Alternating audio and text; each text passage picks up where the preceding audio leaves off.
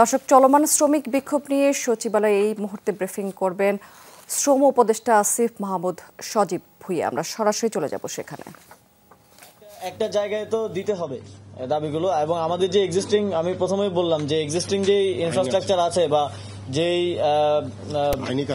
আইনি কাঠামো আছে তার মধ্যে থেকে এগুলো খুব দ্রুত নিষ্পত্তির জন্য এই কমিটি কাজ করবে এবং মন্ত্রণালয় থেকে আমরা কাজ করে যাব। এবং এই বিষয়টা এখন প্রায়োরিটিতে আছে। আপনারা জানেন যে আমরা সকালে সভা করেছি উপদেষ্টাদের সাথে, তো এটা নিয়ে গত 2টা ক্যাবিনেট মিটিং এ আলোচনা হয়েছে, আগামী ক্যাবিনেট মিটিং এ আলোচনা হবে এবং সকল মন্ত্রণালয়ে যারা কনসার্ন এবং কনসার্নের বাইরেও যারা আছেন তাদের সাথে এগুলো নিয়ে আলোচনা চলমান আছে এবং খুব দ্রুত যাতে এই সমস্যাগুলোকে অ্যাড্রেস করা যায় এজন্য এই কমিটিটাও করা হয়েছে। আমরা আশা করি যে, এবং আমরা আহ্বান জানাবো শ্রমিকদের যে সমস্যাগুলো আছে তারা সেগুলো নিয়ে আমাদের শ্রম ভবনে এই কমিটির কাছে সেগুলো প্রণয়ন করবে, যাতে করে আমরা একটা সিস্টেমেটিক ওয়েতে এগুলো সমাধানের দিকে এগিয়ে যেতে পারি।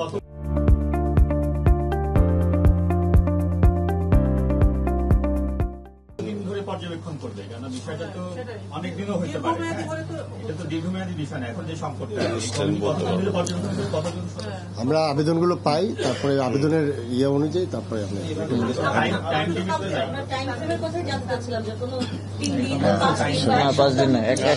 একটা জিনিস বলি, মানে মানুষের আসলে প্রত্যাশাটা তো অনেক হয়েছে এবং সেটা স্বাভাবিক, কারণ আমরা 15 ইয়ার্সের একটা লিগ্যাসি কিন্তু পার হয়েছি। এখন আপনারা দেখেছেন যে আন্দোলনের ডাইমেনশন, যেমন গতকালকে ঢাকা কলেজ আর আইডিয়াল কলেজে একটা ঘটনা ঘটেছে। গতকালকে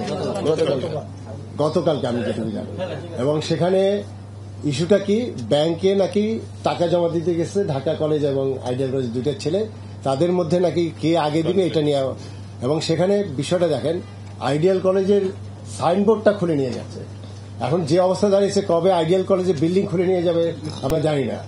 আমি কেন এটা বলছি যে একটা দীর্ঘদিনের আপনার একটা যেটা বললাম যে একটা পরিবর্তনের পরে মানুষের প্রত্যাশা অনেক থাকবে, এবং যেখানে শ্রমিকদের যে দাবিগুলো সেটা তারা দাবি করতে পারে। আমি বলবো যে এটা দাবি না, এটা তাদের অধিকার।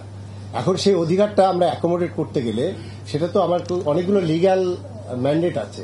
আমি যে আইএলওর সাথে আমি কিন্তু আমার কিছু বাধ্যবাধকতা আছে, এবং এখানে কস্টিং এর ব্যাপার আছে, আমাদের এক্সপোর্টের বিষয় ক্ষেত্রে আমাদের কম্পিটিটিভনেস এর বিষয় আছে, এখানে ইন্টারন্যাশনাল অনেক ইস্যুগুলো আছে।